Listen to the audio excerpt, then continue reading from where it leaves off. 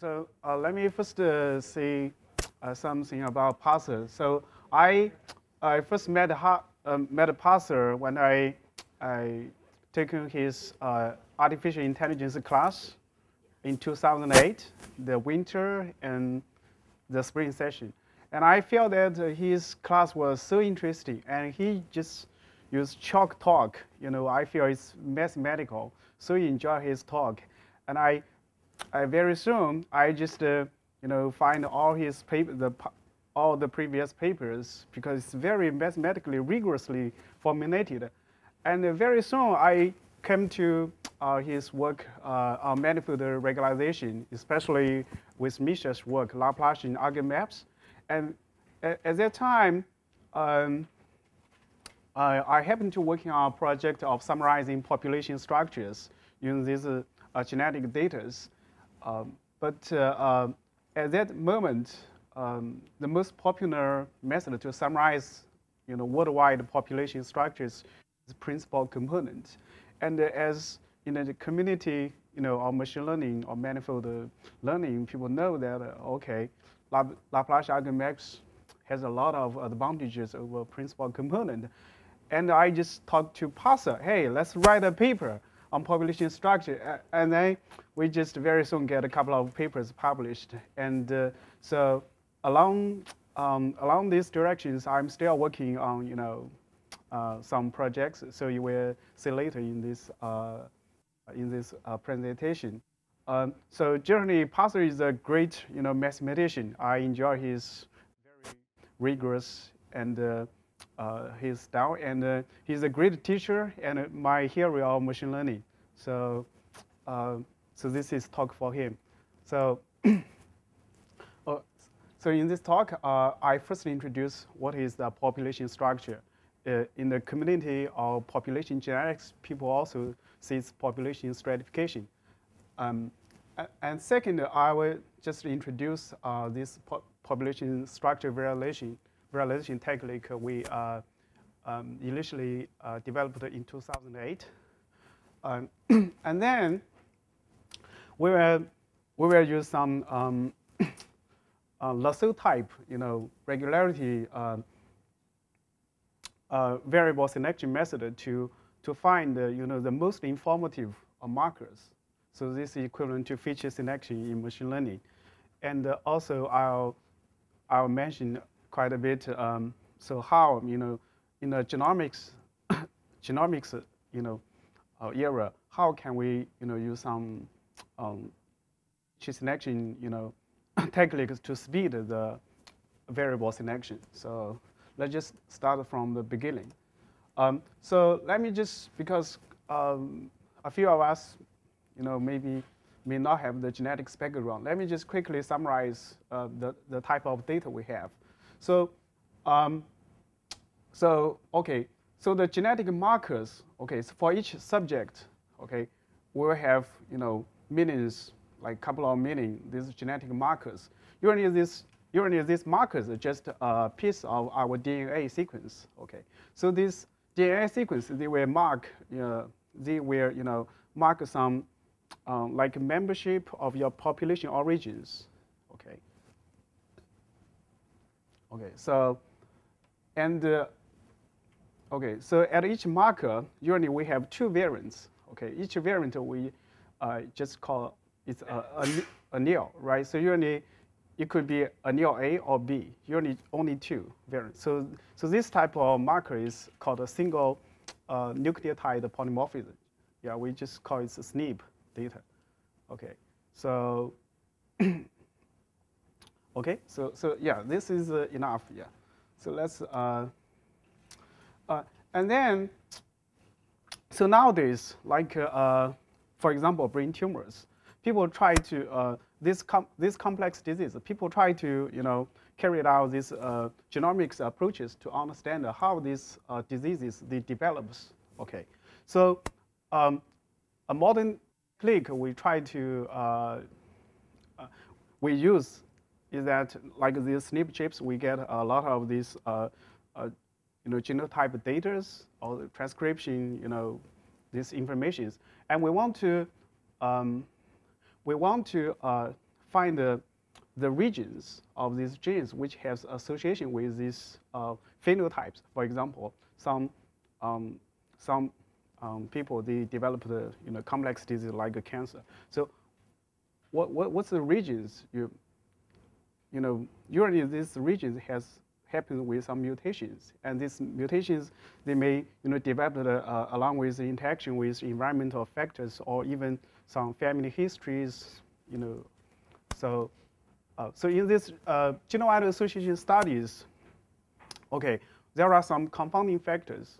So one of the most serious confounding factor is the population structure. That is because, okay, so say like African population, Asian population, or European populations, their genetic background are very different. So that means some gene frequencies, okay, could dramatically differ. So if so some populations, they may have higher like some regions, some specific regions like HLA regions on chromosome 9. So in some populations, they have very high frequencies, but others, they have very low frequencies. And so these genes, sometimes they can protect the population from developing certain diseases, but sometimes it just go to the negative direction. So another, in the GWAS genome-wide association studies, another confounding factor is the dependency among the samples. That means if they get a lot of affected patients and a lot more healthy controls. So these samples, they may have some relatedness among them, which is unknown to the study.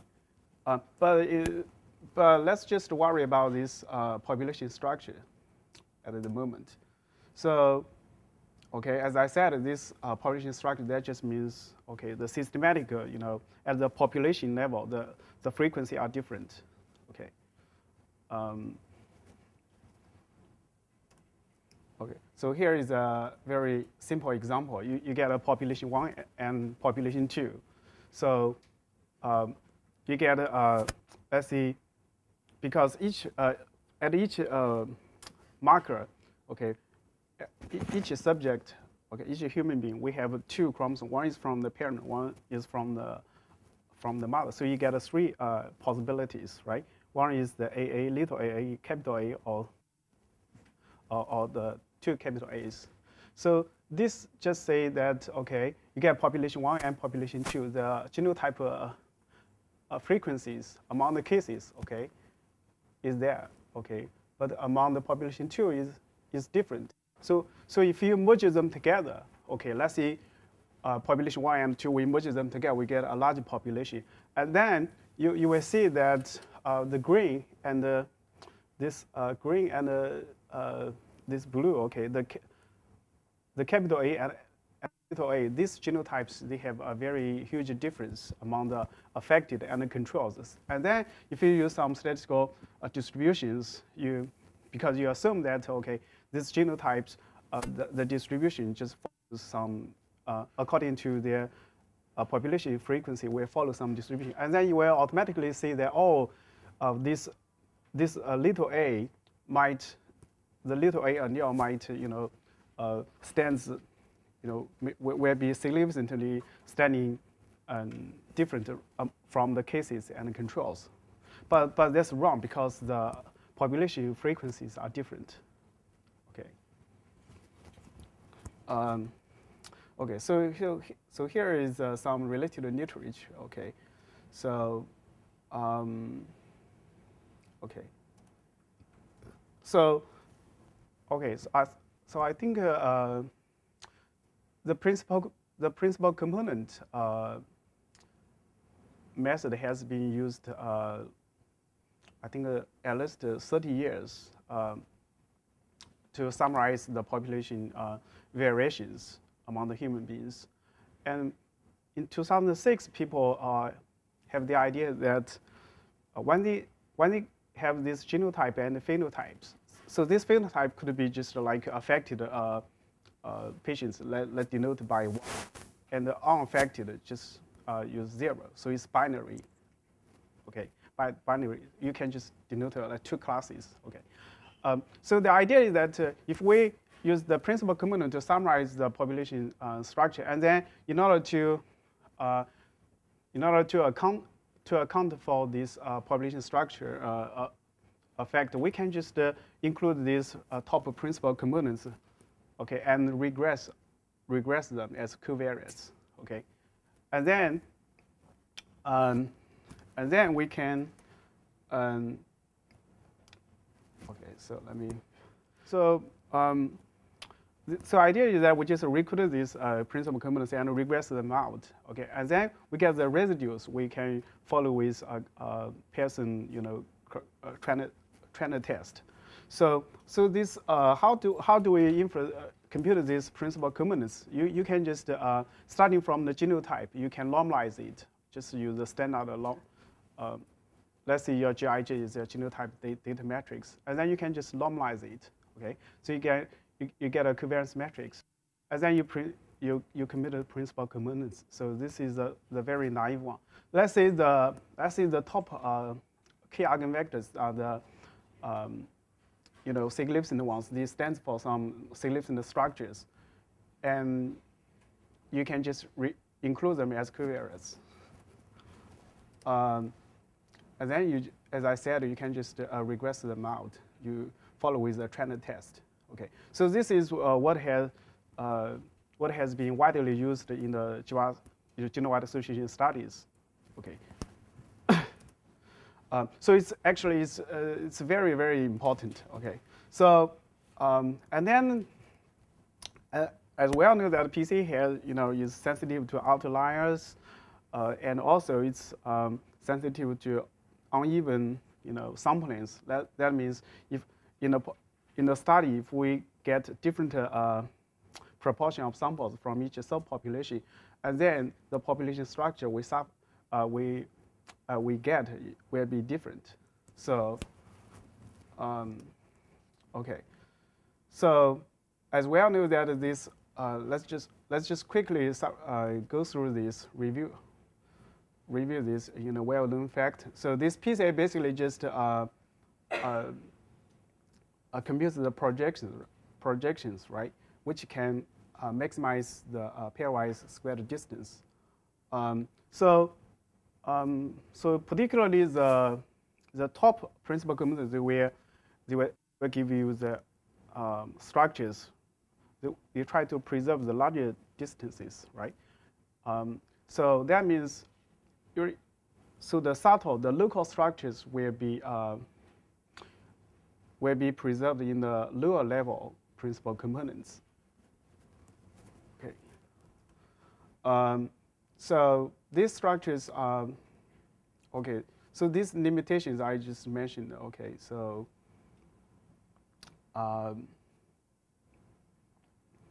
okay. Okay. So the thing is that okay. Instead of using these principal components, can we come up with some better, approaches to summarize these population structures? And then, very straightforward. Okay, so here is a demonstration, simulation. Let me just quickly go through. So basically, I simulated a ring population. That just means a population the habitats on the ring structure, and we also have some 2 outlier subpopulations, okay, in the center of this ring structure.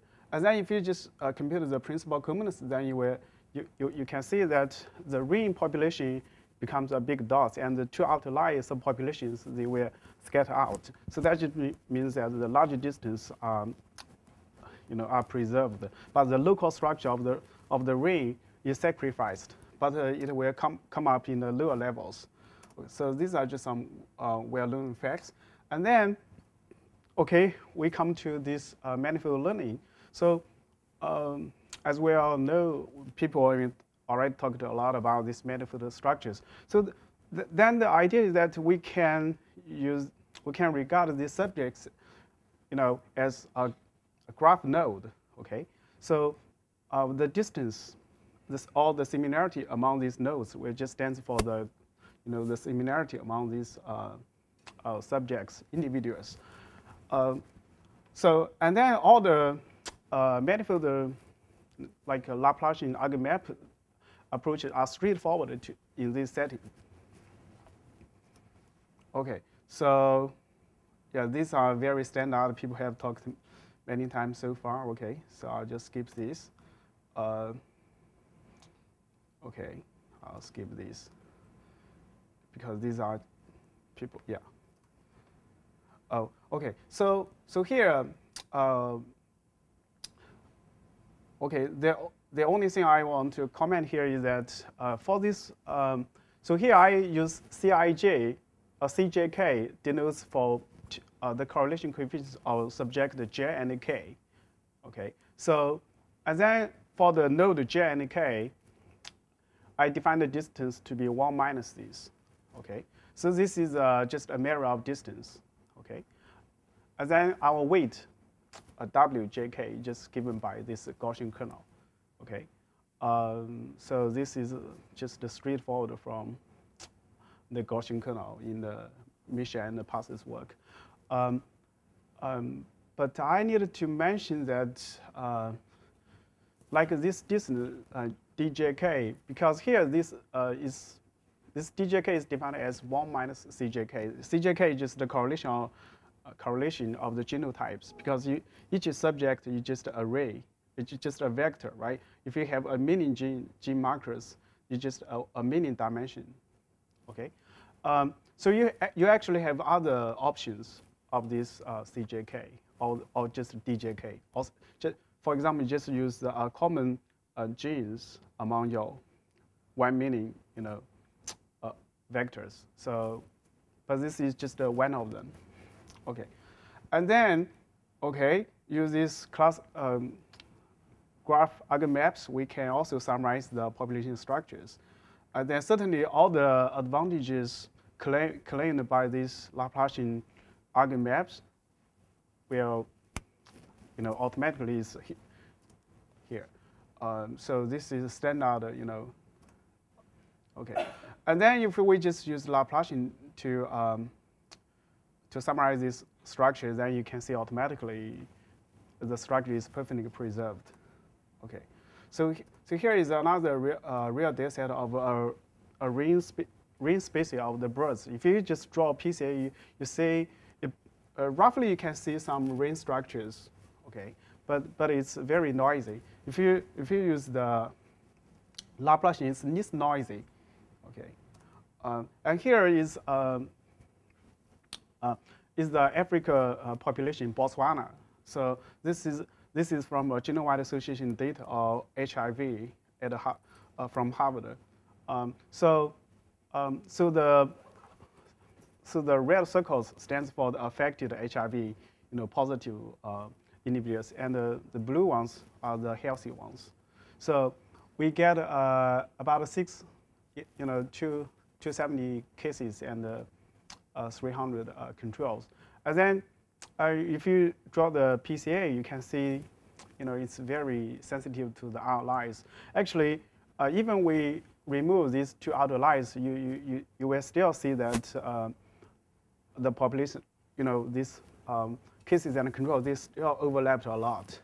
But if we draw this, but if we use this Laplacian, you can see that actually this population, this Botswana population, has two subpopulation structures.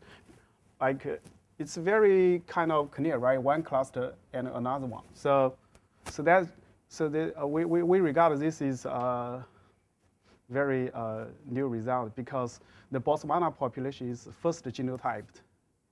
Okay, so that just means this population, maybe in the history or immigrants, whatever, or historical reasons, this Botswana, they have two ancestors of their population. So I will regard this as a very, very real, valued application of Laplacian eigenmap in the population genetics.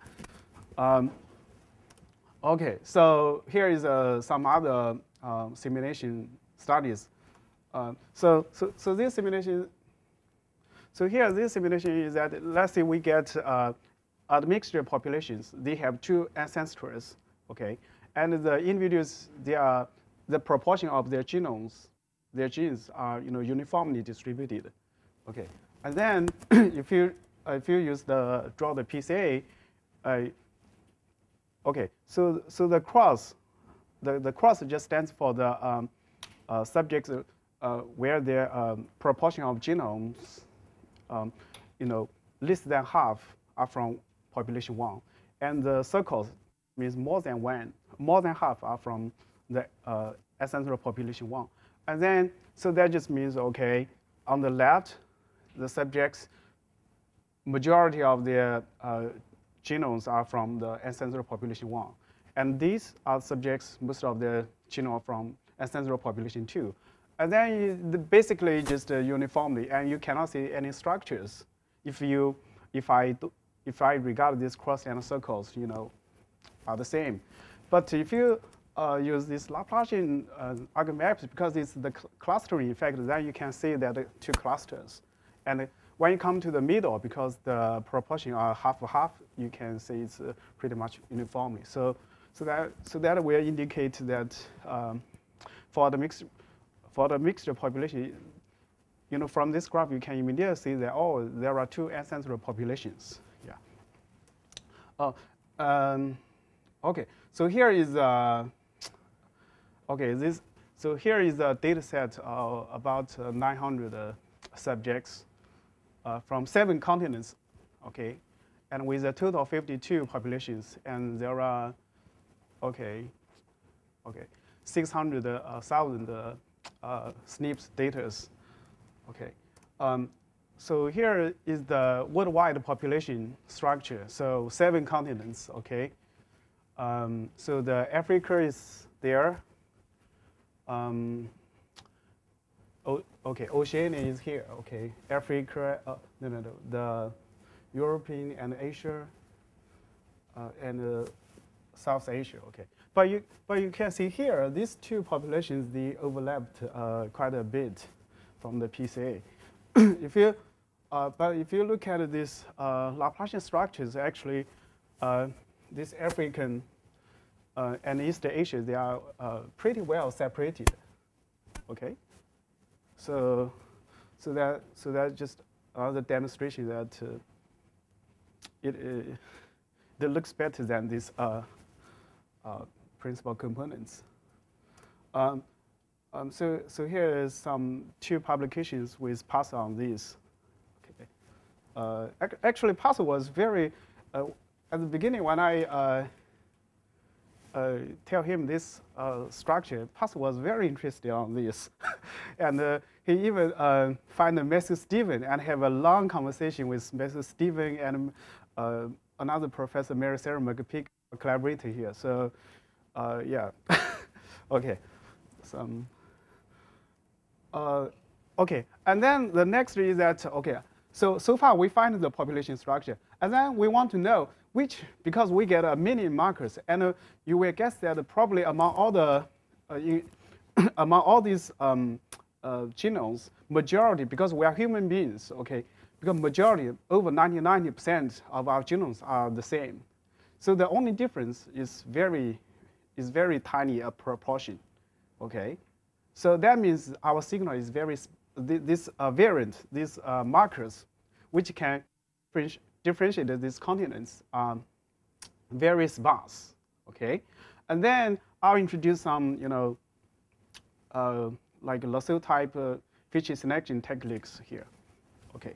Because it's also interesting if we can find some, very informative markers, and then we can just use these features can distinguish these populations. So so people claim that, okay, because if this is very accurate, then we can save the genotypings, because we can just type like a couple of hundred SNPs, and then we know which population you are from, so we can adjust your population structures in the data analysis. Okay. Okay. So here is that. Yeah, as I said, the advantage, the motivations. So in the in the population genetics, actually, there are several approaches has been proposed, but all this has been built by a PCA. So Patrick, this guy, and his collaborators, they have the idea is just to regress these principal goodness on these genotype data. Okay, and then they will use this. When you regress, you get these coefficients. These coefficients will contain some information about the importance of these markers. And then you can just rank these markers by these loadings from these principal components. And then immediately we come to the idea, why? Let's try Laplacian eigenmaps. And also we know that it's sparse. The markers are very sparse because the most informative are definitely not sparse. Okay, even less than 1%, far away, less than 1%. Then, okay, okay. So let's say we use EK to stand for the case Laplacian eigenmap, okay, corresponding with eigenvalue, and we use beta K to stand for the loadings if we regress our eigenmap on the genotype. Okay, so here we get, let's say A is our sample size. Okay, let's say we just take the first K eigenmaps, because these eigenmaps, maybe only the top K eigenmaps, they are significant. By the way, so you can use some random metric series, to see the significance of, how many in the top eigenvectors they are significant. Okay, that means you can use, if you know some distribution about these eigenvalues. Okay. So here is the application of random metric theory, into the population genetics. Okay. So, but of course you can just right? You can use this model, but we want to do it more simultaneous, right? You get the first bigger K top, let's say 1 to 10, and you want to do this regression simultaneous, the multi variate. And then how do you propose to do that? Okay, see, you get a beta. So here you get a beta K, a beta 1, right? Let's say beta 1 to beta 10, and each of them is a vector. Of m times 1, right? Is m times, because m is the number of markers, capital N is the subjects. And then you want a sparsity, because generally these loadings, betas, they must be sparse, very sparse. Okay, so you put L1 norm on these betas. Okay, so here I just, because you get m components, I just write beta 1 to beta 1 m. Okay. And then you also want that the total number of, okay, here. So first, generally, you know that beta is sparse, uses L1. And then you also want that the total number of markers, okay, is limited. So here you can compose by these L2 norms, okay. Okay. Okay. And then here you get your top K eigenmaps. Okay, because here your beta is n times m. Sorry, is a K times m matrix. Okay. So this way. So this way, when you limit the total number of markers, that just means you want the total number of informative markers, to be small, and these can also contribute to the top K, eigenmaps. So, okay, so that's why you use this L2 norm. So if the L2 norm is 0, that is forced to be 0. That just means, okay, that that variable is not selected. Okay, so and then after you get this loading matrix, okay, and then you can pick your favorite weight and you can ranking them, right? You can, for each marker, because you get a K loadings. For each marker you get a K loadings, and you can compute their values. I mean, of course, I mean, large values of this coefficient will stands for that this more importance. Okay, so actually there are some issues on this. Like so, I think a lot of the issues that because for example, some genes they are very close to each other, right? So when you do these lasso type regressions, you actually have the group effect. That means the only select a representative from the group, variables. So this has some properties with the group lasso. So we can talk more about that later. And then, okay, we want to apply this regression approach to a gigantic matrix, because our matrix G is huge, right? Our matrix G is huge, right?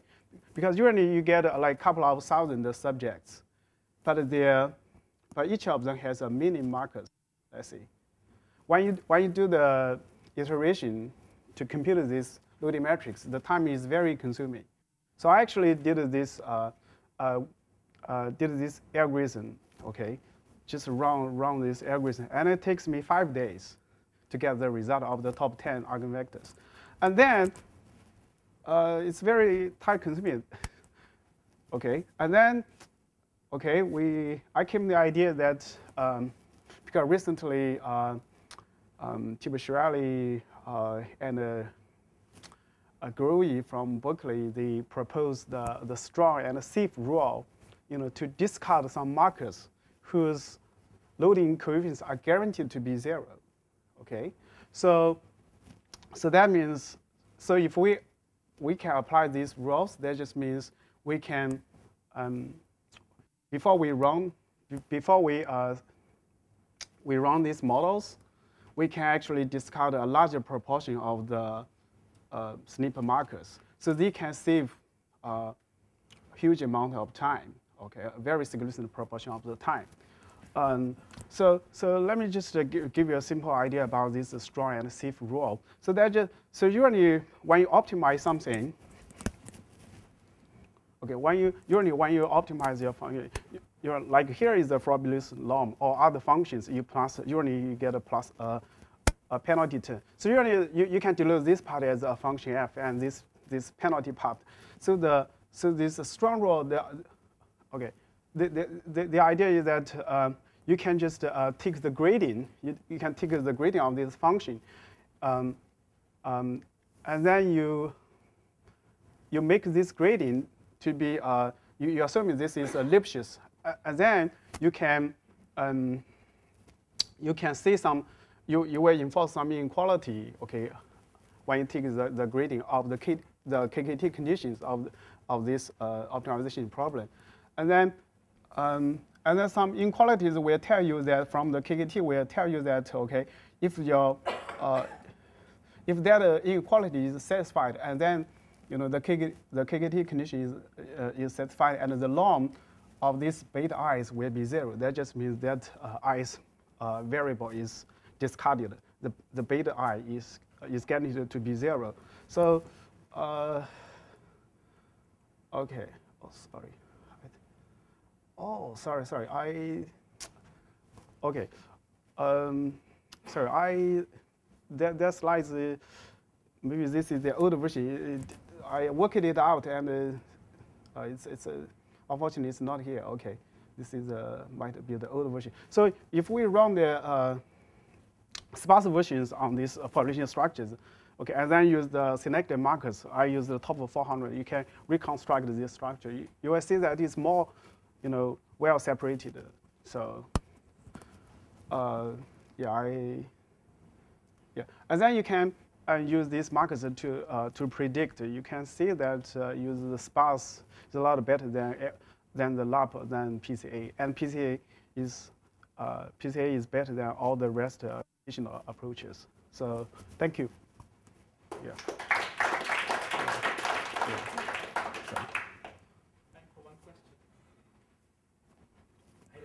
got the